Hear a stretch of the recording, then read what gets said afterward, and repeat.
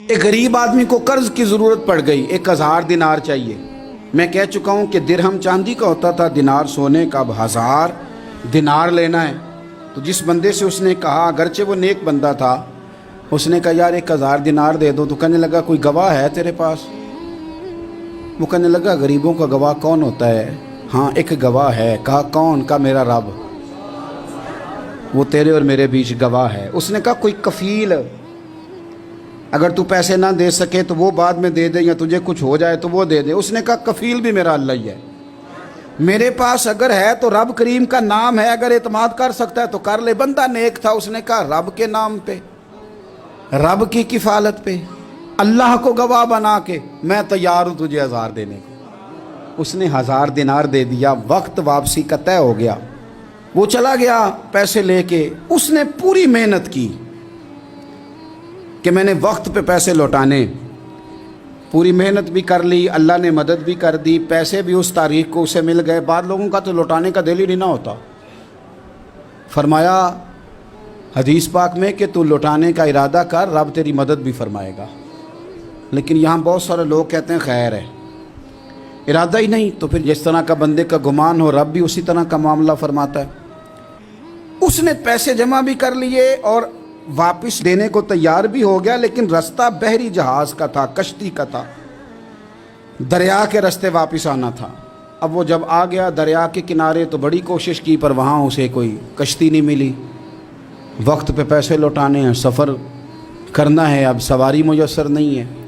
سوچ سوچ کے پریشان تھا کہ میں نے تو اللہ کے نام پہ لیے۔ اچانک دل میں ایک تجویز آئی، اس نے ایک لکڑی لی، لکڑی کو اندر سے کھولا، 1000 دینار اس میں بھرا، بخاری پڑھ رہا ہوں، اور ساتھ ایک خط بھی لکھا کہ یار میں پیسے پہنچانا چاہتا تھا پر مجھے کوئی چیز نہیں ملی دریا کے اس پار آنے، اللہ کے نام پر تیری طرف روانہ کر رہا ہوں۔ اور یہ کہہ کہ وہ لکڑی دریا میں رکھ دی۔ وہ لکڑی ڈوب گئی ہے، واپس آ گیا۔ وہ جس نے پیسے لینے تھے وہ عین مقررہ وقت پر دریا کنارے آیا۔ صبح سے سر شام تک اس نے انتظار کیا۔ دل ڈھلنے لگا تو دل میں خیال آ گیا کہ یار نہیں، اس نے دینے ہی نہیں، جھوٹا وعدہ کر گیا، پہنچا ہی نہیں وقت پہ۔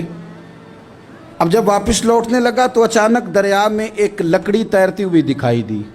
کہنے لگا لے جاتا ہوں، شام کو روٹیاں پکانے کے کام آئے گی، ایندھن بنا کے جلا لوں گا، ہنڈیا پک جائے گی۔ لکڑی اٹھا کے جلانے کے لیے گھر لایا، گمان تھا کہ وہ نہیں آیا وعدہ کر کے، اللہ کو کفیل اور وکیل بنا کے اور گواہ بنا کے پھر بھی نہیں آیا۔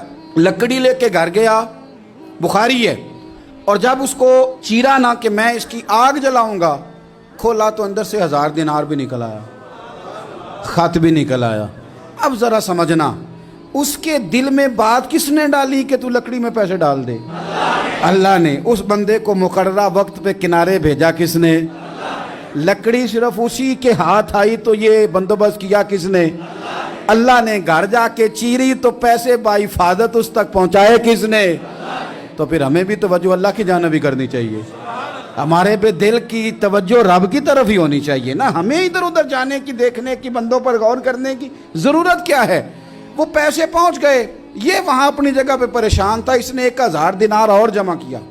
پھر دوبارہ ایک دن دریا کنارے آیا، کشتی مل گئی، بیٹھ کے اپنے اس بھائی کے پاس آیا، کہنے لگا دیکھنا مجھ پر بدگمان نہ ہونا، پیسے اس تاریخ کو بھی جمع کر لیے تھے، دریا پہ آیا تھا پر کشتی نہیں ملی تھی، پھر میں نے نا لکڑی میں ڈال کے خط ڈال کے تیری طرف بھیج بھی دیے تھے، لیکن آج میں پھر لے کے آ گیا ہوں۔ وہ کہنے لگا خوش ہو جا، جس رب کو تو نے میرا اور اپنا گواہ بنایا تھا اس رب نے میرے تک پہنچا بھی دیے ہیں۔ جب لوگ اللہ کو گواہ بناتے ہیں، رب کی جانب اپنی توجہ کرتے ہیں، اپنی چاہتوں، خواہشات اور اپنی ساری چٹھیاں اپنے رب کریم کی رحمت کی طرف روانہ کرتے ہیں، پھر اللہ اپنے بندوں کو مایوس نہیں کرتا، اللہ اپنے بندوں کو نواز دیتا ہے۔ اللہ تبارک و تعالیٰ اپنے بندوں پہ کرم نوازی کرتا ہے۔